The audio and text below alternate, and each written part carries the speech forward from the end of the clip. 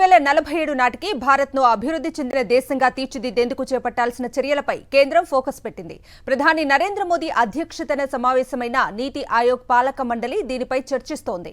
Rashtrapati Bhavan cultural centre వేదికగా జరుగుతున్న ఈ భేటీకి రాష్ట్రాల ముఖ్యమంత్రులు, కేంద్రపాలిత ప్రాంతాల లెఫ్టినెంట్ గవర్నర్లు, కేంద్ర మంత్రులు, ఇతర ఉన్నతాధికారులు హాజరయ్యారు.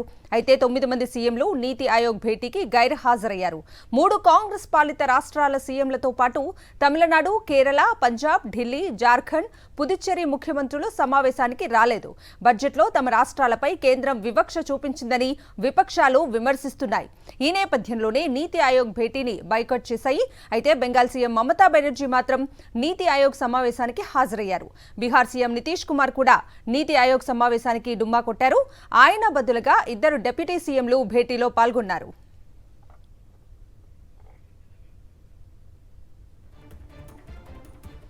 నీతి ఆయోగ్ సమావేశం నుంచి వాకౌట్ చేశారు పశ్చిమ బెంగాల్ ముఖ్యమంత్రి Mamata Banerjee.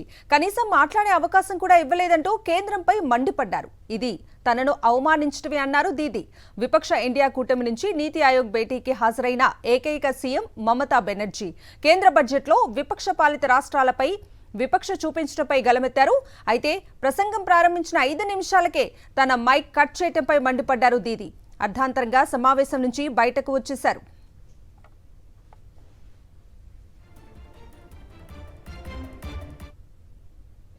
You give special attention to some state. I don't have any problem.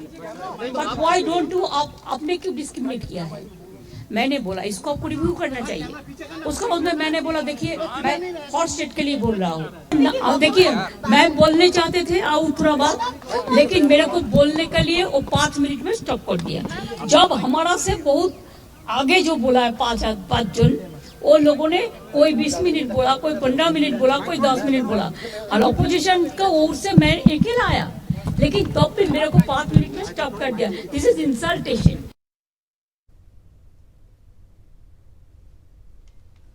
నీతి ఆయోగ్ భేటీకి సంబంధించి మరిన్ని అప్డేట్స్ ని మా ప్రతినిధి వెంకటేష్ అడిగి తెలుసుకుందాం. వెంకటేష్ చెప్పండి, నీతి ఆయోగ్ భేటీకి సంబంధించి అప్డేట్స్ ఏంటి? నీతి ఆయోగ్ గవర్నింగ్ కౌన్సిల్ సమావేశం ఇంకా కొనసాగుతుంది. సమావేశం జరుగుతుండగానే మధ్యలోనే పశ్చిమ బెంగాల్ ముఖ్యమంత్రి మమతా బెనర్జీ వాకౌట్ చేసి బయటకు వచ్చారు. ఈ సమావేశంలో తనకు అవమానం జరిగిందని ఆమె ఆరోపిస్తున్నారు. తాను మాట్లాడుతుండగానే మైక్ కట్ చేశారని ప్రధానంగా ఆరోపణ చేశారు. బీజేపీ ఇతర పార్టీ కాబట్టే తమ పైన రాజకీయ వివక్ష చూపించారని ఆమె ప్రధానంగా ఆరోపణ చేశారు. కానీ ప్రభుత్వం మాత్రం మమతా బెనర్జీ చేసిన ఆరోపణలను ఖండించింది.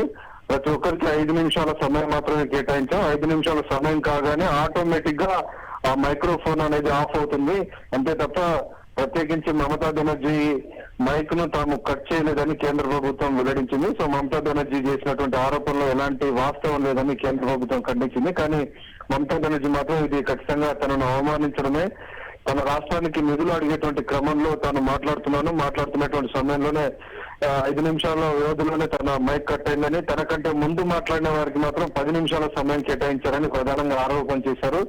సో విపక్ష పార్టీలకు సంబంధించినటువంటి రాష్ట్రాల వాటిలో తాను మాత్రమే హాజరయ్యానని, తాను విపక్షాలకు సంబంధించినటువంటి విషయాలను రిప్రజెంట్ చేస్తున్నటువంటి సమయంలో తన మైక్ కట్ చేయడం ఇది రాజకీయ వివక్షను చూపించడమే, తనను అవమానించమని ఆమె ప్రధానంగా ఆరోపణ చేసినటువంటి పరిస్థితి. నిజానికి ఈ సమావేశాన్ని ఇండియా కూటమి పూర్తిగా బహిష్కరించింది. కానీ ఇండియా కూటమిలో సభ్యురాలైనటువంటి మమతా బెనర్జీ మాత్రం ఆమె సమావేశానికి హాజరయ్యి దీన్ని వాకౌట్ చేసినటువంటి పరిస్థితి. సో ఒక కొంత డిఫరెంట్ పంతాన ఎంచుకొని సమావేశంలో తన వాయిస్ వినిపించేటువంటి ప్రయత్నం చేశారు, నిరసన గళం వినిపించేటువంటి ప్రయత్నం జరిగింది. కానీ ఈ సందర్భంగా ప్రభుత్వం ఆమె మైక్ ఆఫ్ చేసిందనేటువంటి ఆరోపణల కారణంతో ఆమె వాకౌట్ చేసింది. సో మొత్తానికి నీతి ఆయోగ్ సమావేశంలో విపక్షాల గళాన్ని లోపల బయట వినిపించడంలో మమతా బెనర్జీ కొంతమేర సక్సెస్ అయ్యారని చెప్పొచ్చు.